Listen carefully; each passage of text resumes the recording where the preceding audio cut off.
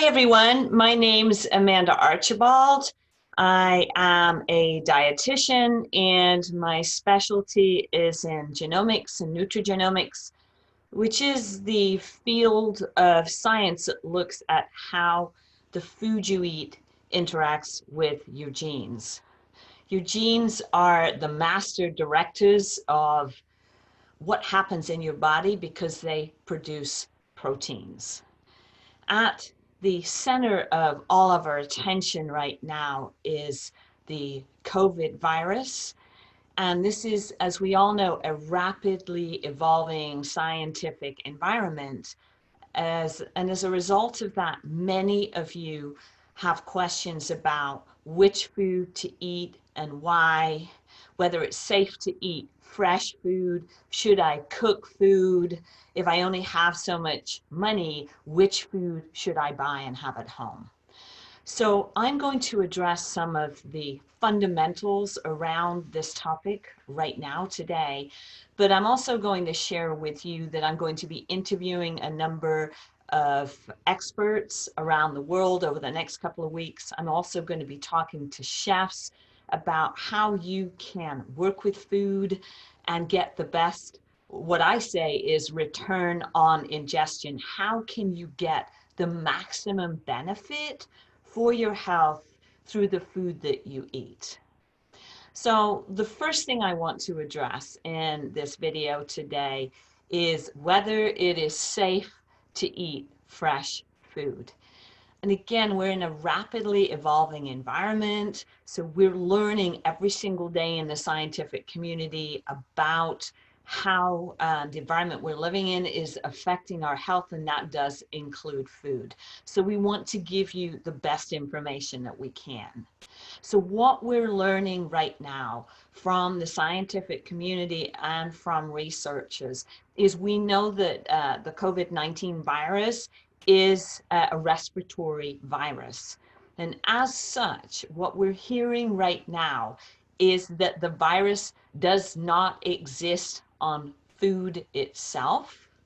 That may change, but right now it does not exist on food. But I have some tips for you if you're still a little skeptical about that. What we know from the scientific community is the virus can exist on surfaces. So therefore, if you're concerned about transmission, it's more likely that you're going to have the virus transmitted through utensils and surfaces and not on the food itself, unless somebody is happily handling your food. So the question you might have then is, okay, well, somebody's handled my food somewhere in the supply chain, and that's what I'm going to pick up when I get to the store. So a couple of things to think about there is some of the best information we can get from food is in food that's in its raw form. So for example, through salads, through some of your cruciferous vegetables. I'm going to come back to cruciferous because they're very, very, very important for your health and your immune system, and I'm going to explain why here shortly. So one of the things you can do immediately if you are concerned is this: you can buy food that is packaged but still fresh. So think of your packaged salads. One of the best things you can do is go and buy packaged leaves that contain things like kale or mizuna. So here in the United States, that might be a spring mix.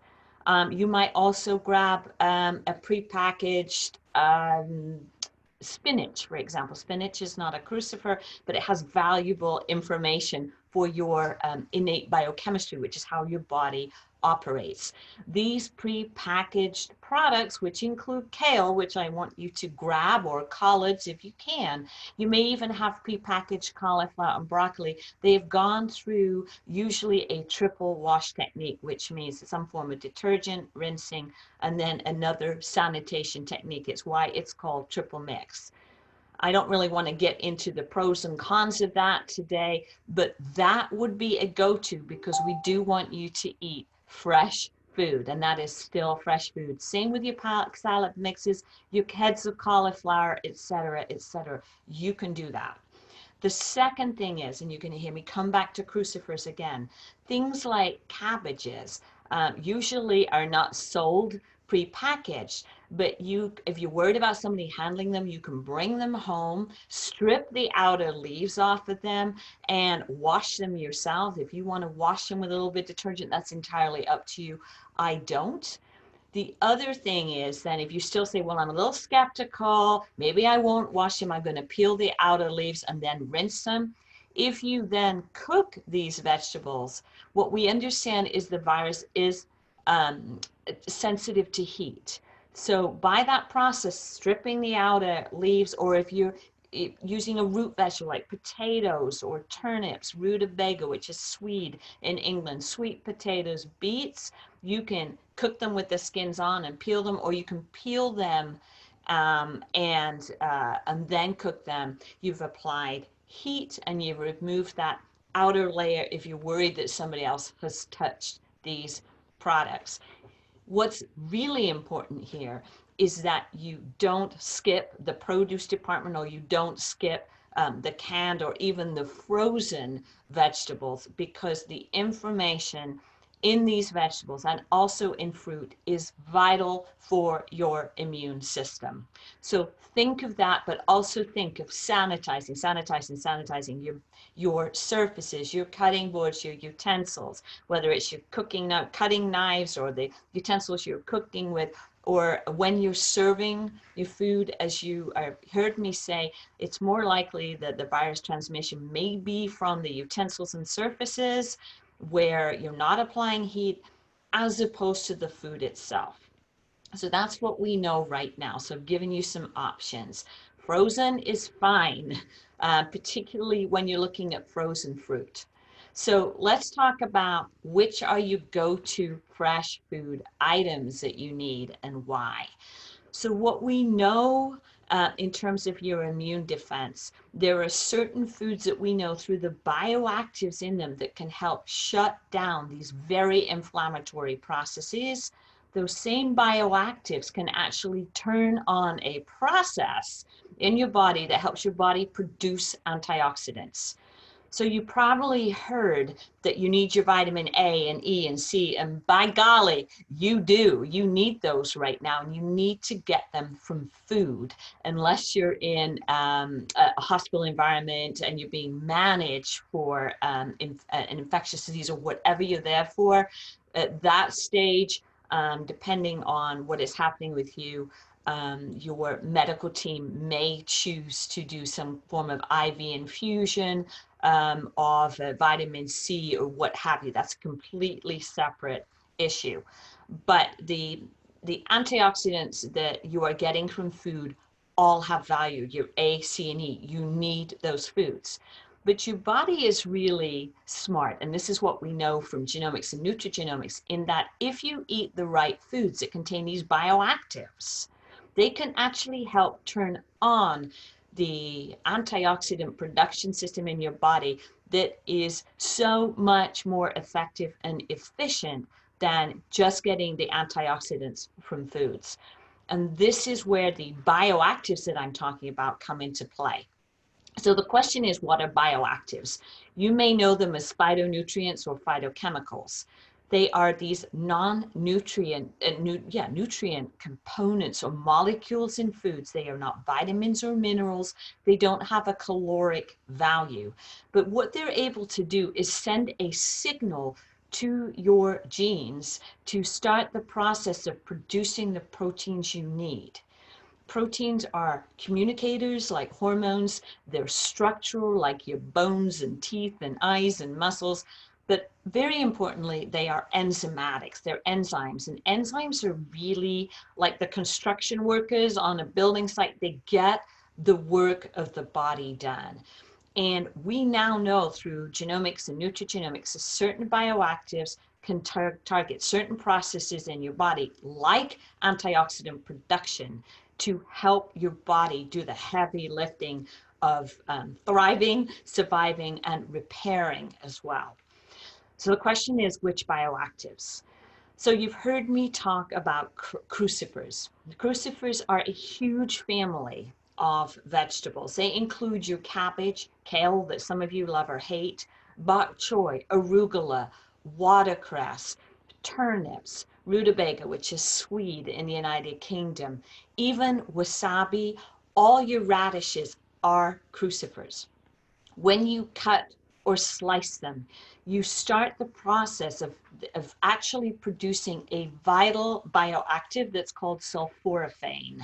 So think of sulfur, but sulforaphane. This is probably one of the most studied bioactives or phytochemicals or phytonutrients that we have in science, along with curcumin and another one called quercetin, which I'll talk about. Sulforaphane is, when it's produced, can actually potently activate those antioxidant defense mechanisms.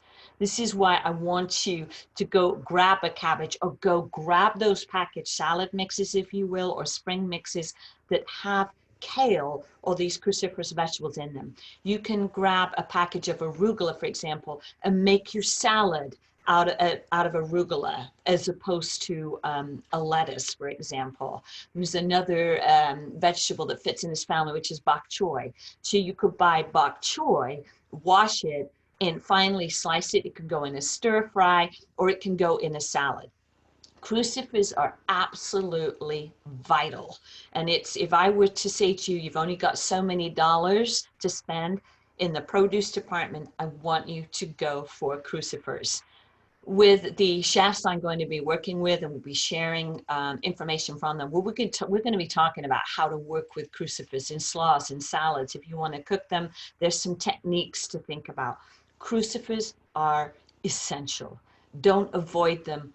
Don't hoard them, but bring them into your house. You need them. We're going to be sharing some recipe packs around crucifers as well. And don't forget, radishes fit in there too. So even if you cut a raw radish and use them instead of chips, you're giving your body a heavy lift, not only in producing antioxidants, but also in stimulating a process called detoxification, where you're helping your body get rid of stuff you don't want in your body. So we'll keep it really simple in that regard. The second thing I want you to know that's very powerful and very well studied is turmeric. Now, some of you think of turmeric roots. You can take a turmeric root. It's sold pretty widely. You can peel and grate that and just put that right into a salad or into a dish that you're making.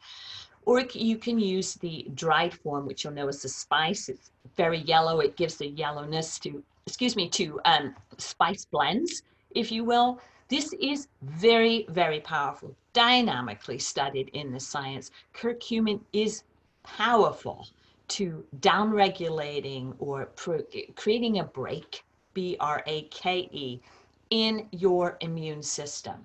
If I were to look at two things that are so powerful for your immune system, it would be curcumin and turmeric, and also a quercetin. So quercetin, Q-U-E-R-T-I-N, no, Q-U-E-R-C-E-T-I-N, quercetin. Sorry about that. It's hard to think of spelling at the same time you're looking at the camera. So, but quercetin, where do we find it? In your allium family. So your alliums are your garlic, leeks, onions, to include spring onions or green onions, or your bulb onions, shallots or shallots. You also find quercetin once again in radishes, where in the leaves you actually have a more potent source or concentration of quercetin than in the root itself. So if you have the opportunity to buy radishes with the tops on, don't throw the tops away. Wash them, spin them, cut them up, and put them into your salads or almost as a garnish too. Very powerful. Capers. Capers, you see them in the jars. They're actually a fruit. Probably the most concentrated source of quercetin in the world. So there's ways to put them into a salad dressing, or just throw them on a salad, put them into a tomato sauce. By the way, cooked tomatoes are a powerful source of lycopene. Lycopene can also turn on that, I call it the fire hose in the cell. It turns on the process by which you can produce very valuable antioxidants, which you need to fight oxidative stress, fight inflammation, fight disease. So sulforaphane in crucifers, curcumin in turmeric, lycopene in cooked, not fresh tomatoes. Fresh tomatoes are great. They're not a source of this lycopene in the form that your genes will react to. And then quercetin. So we got as far as radishes and capers. You also find it in fennel. You find it in lower concentration in apples, but it is in apples. You find it in elderberry. Or elderberry, so fresh elderberries, and it's probably the reason you may see people recommending elderberry as a tincture or a supplement right now, because it's a rich source of quercetin. But I prefer that you find it in food where it's in its natural environment and not in it as an extract, or where it's maybe at a much higher level, but we don't know always when you cross into a pharmacological level. And you want to be very careful right now that you manage your food in its whole state versus a supplement state, unless you're working with a healthcare provider, dietitian, clinician, doctor, a nurse practitioner who act, or naturopath, that can guide you on what level you may want to take. It's okay to take things at a very general level, but when you start amping it up, you can actually physiologically create a different balance in your body. Other sources of quercetin are fennel, and also think of all your Mediterranean herbs like marjoram, sage, basil, rosemary, thyme. And if any of you have fresh sorrel growing, depending where you are in the world, this is also a beautiful source of quercetin. Quercetin, again, can turn on that fire hose I'm talking about, but it can also help your immune system stand down as well. So very powerful for the immune system. Turmeric, you know where to find it, and quercetin, eat it in its natural form. This is what your body understands. Something else that's very, very powerful in the immune system and modulating immune system are omega-3 fatty acids, the EPA and the DHA forms. They're found naturally in seafood, so in your salmon, tuna, in your mackerel, sardines. Many of these things you may be buying in canned or tin form right now, fine. They contain the what I call the user-friendly or body-friendly form, all these nutrients that your body will recognize. EPA and DHA, we know, can block the activation of another molecule called NF-kappa B. NF-kappa B is central to how your immune system responds. And when we activate NF-kappa B, which is essential of this particular virus and other immune conditions, it's a body's immune response mechanism. It's central to that mechanism. It's like the central gear. When you activate it, it's central to something you may be hearing about, which is the cytokine storm. We want to eat foods that can help us modulate responses. Curcumin, quercetin, those bioactives I talked about, but also omega-3 fatty acids, this EPA, DHA. So you know you can get them directly from seafood. You can get them from food that has been, you may hear it as grass-raised, grass-finished. So your animal products, so animal proteins and their products such as dairy and eggs. If you are vegan or you don't have access to some of these animal or seafood products, you may want to take an omega-3 supplement, again, in conjunction with advice from your dietitian, your doctor, naturopath, etc. Don't suddenly start amping to 5,000 milligrams a day because you don't know what you're doing. And if you're also taking other medications, it could be, high levels can be contraindicated. So food is the matrix that your body recognizes. So you're hearing from me. If you need targeted foods, you know where to head in the grocery store. Among the fruit, the darker the berry, the higher the amount of flavonoids. These are the most potent. This is the most potent family within the phytonutrient tree, if you will. And dark berries contain the bioactive anthocyanin, also very, very important to turning on your antioxidant defense mechanism. It is fine to use frozen berries, I recommend you stock up on them. Your blueberries, maybe bilberries in the United Kingdom, your dark raspberries, even strawberries you can put in there, cranberries as well, if you're particularly here in the United States. In the frozen form, you can put them into a smoothie instead of ice, and bingo, you're getting an antioxidant, you're getting a supplement first thing in the morning. If you can then throw in maybe some mint, throw in basil, throw in thyme right in there. And those of you who are open to crucifix, throw in a couple of leaves of kale and some turmeric, and you have built an antioxidant immune defense mechanism within your smoothie that is probably some of the best medicine you can take. Citrus as well. I use a lot of citrus, particularly orange and lemons and limes in my kitchen for flavor, but probably some of the most researched members of the citrus family in terms of immune defense and antioxidant defense will be in your oranges. So think of grapefruit, think of your blood oranges. You may have pixie tangerines, satsumas, wherever you are in the world.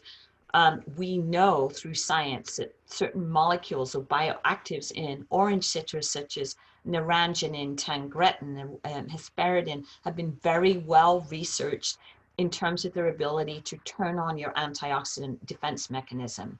So buy that bag of oranges if they're on sale and bring them into your kitchen. Wash them, peel them, eat them, put them in your smoothies. Yes, you're getting your vitamin C, but you're getting the bioactives that I've been talking about as well. And if you want a really potent salad, slice your oranges with some fennel and maybe a little bit of thyme and some beautiful olive oil, and you are building a defense mechanism that doesn't come in the form of a supplement or medicine. So that's what I wanted to share with you today. And I think the final thing I want to share with you is spices are potent, meaning good for you. So we've talked about turmeric. What we know through food science as it meets nutrition science is one spice is fantastic. 2 to 3, or the synergy of a spice blend, is potent. It has far more antioxidant or what we call, antioxidant ability or capability. It has far higher free radical scavenging capability, which is what antioxidants are doing. They're grabbing unstable oxygen molecules and they're stabilizing them or sequestering them. The other thing that we know through spice blends is they have much higher ability to hinder something called lipid peroxidation. So lipid peroxidation means you have lipids that have been oxidized or destabilized, which are very, very inflammatory. When you use a spice blend, you not only up your antioxidant capability, but you hinder these oxidized lipids. So think of, if you're going to use a spice, like curry is a perfect example. It's a combination of many different spices. If you're going to use a pinch of cinnamon, add a pinch of cayenne, for example. Use Aleppo pepper or pepper in conjunction with another spice. Doesn't mean to say, oh, well, I just can't make this dish because it only has one spice. Just think how you can add 1 or 2 or 3, and you're really giving your body the supportive platform it's looking for, not only on the immune defense side, but also on this important antioxidant side, or the managing of free radicals that if they get out of hand, free radicals create inflammation. Inflammation creates even more free radicals. That's going to make you sick. So hopefully that helps you navigate a little bit the produce department, where to put your money for the best return on ingestion. I want to encourage you to use a mix of fresh and raw. Be mindful of cleaning your produce. If you're still, as I said, a little bit antsy about who's touched my produce, buy it in bags, buy it frozen, and go from there. But do not bypass the produce aisle, whether it's fresh, whether it's frozen, or even if you're picking up canned. You need the information from these ingredients. So this is a recorded video. You're going to see it posted in several different locations. If you have questions about food, about how food's working in your body. If you want to know about preparation techniques, this video we posted both on my personal timeline, we posted in some professional groups, but importantly, it's going to be posted on the Genomic Kitchen Facebook page. You can find us there. You can find us on YouTube. The reason I'm mentioning this is ask questions. My social media manager, Bronte, who's also a dietitian, is going to be monitoring the questions, and we're going to try and respond with content and with answers as much as we can to help you stay on track with food, help you navigate food in a difficult time, help you navigate on a budget, and working with great clinicians, great doctors, really good chefs. We're going to try and come back with content for you that meets you where you're at. So I hope this is helpful for you. I look forward to talking to you online, and keep the questions coming and keep your requests coming. We'll respond as best we can. Thanks, everyone.